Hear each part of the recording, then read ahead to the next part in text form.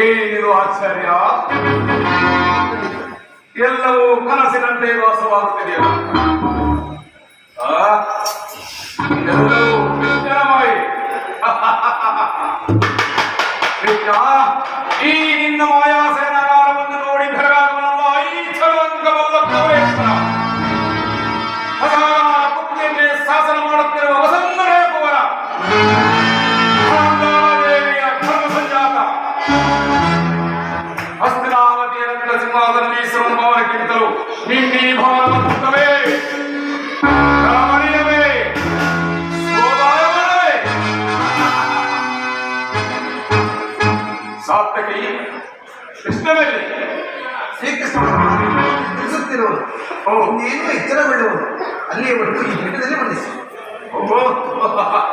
ಕೃಷ್ಣನು ನಿದ್ರಿಸುತ್ತಿರುವನು. ಎಂತಹ ನಿಶ್ಚಿಂತ ಪುರುಷನೀಯ ಇವ. ರಾಜಕೋಶಾದಿಗಳನ್ನೆಲ್ಲ ತನ್ನ ಅಣ್ಣನಾದ ಬಲರಾಮನ ಒಪ್ಪಿಸಿ ಈ ತರುವಾದ ಸುಖದಂಪದಲ್ಲಿ ಲೀನನಾಗಿರುವನು. ಕೃಷ್ಣನು ಈ ವೇಳೆಯಲ್ಲಿ ನಿದ್ರಿಸುತ್ತಿರುವಂದರೆ ಏನೋ ಕೃತ್ರಿಮವಿರಲೇಬೇಕು. ಇರಲಿ, ನೀನು ಎಚ್ಚರಗೊಳ್ಳುವ ತನಕ ಕಾಲ ಕುರಿತು ನಾನು ಬಂದ ಕಾರ್ಯವನ್ನು ಸಾಧಿಸಿಕೊಂಡೇ ಹೊರಡುವೆನು.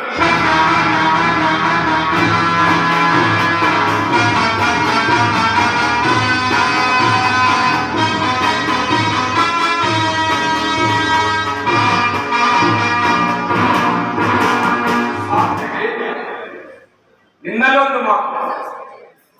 ಏನು? ಪಾಂಡವರಿಗೂ ನಾವು ಯುದ್ಧವು ಸಂಘಟಿಸಿರುವುದು, ಅದರಲ್ಲಿ ನೀನು ನಮ್ಮ ಪಕ್ಷ ವಹಿಸಬೇಕು. ಇದಕ್ಕೆ ಉತ್ತರ ಕೊಡಲು ನಾವು ಸಾಧ್ಯವಿಲ್ಲ. ಏಕೆಂದರೆ ನಾವು ಶ್ರೀಕೃಷ್ಣ ಪರಮಾತ್ಮನ ಅಧೀನರು. ಆ ಶ್ರೀಕೃಷ್ಣ ಪರಮಾತ್ಮನ ಎಲ್ಲಿರುವನೋ ನಾವು ಅಲ್ಲೇ ಇರುವುದು. ಸರಿಯಾದ ಮಾತು ಸಾರ್ಥಕ್ಕೆ. ಕೃಷ್ಣನು ನಮ್ಮ ಪರ ವಹಿಸಿದೆಂದರೆ ಯಾದವ ಸೈನ್ಯವೆಲ್ಲವೂ ನಮಗೆ ಸೇರಿದಂತೆ. ಹೇಗಾದರೂ ಸಂತೋಷ.